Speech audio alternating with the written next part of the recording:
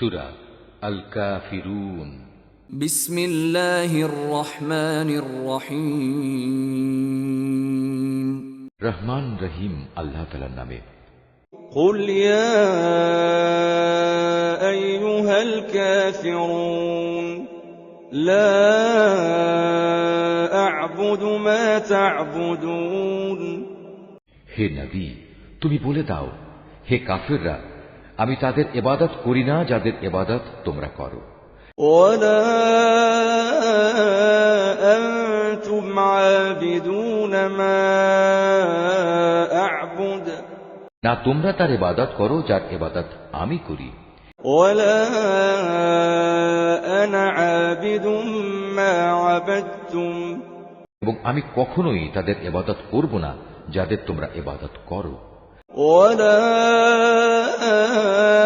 আনতুম আবিদুন মা আ'বুদ। না তোমরা কখনো তার ইবাদত করবে যার ইবাদত আমি করি। লাকুম দীনুকুম ওয়ালিয়া দীন।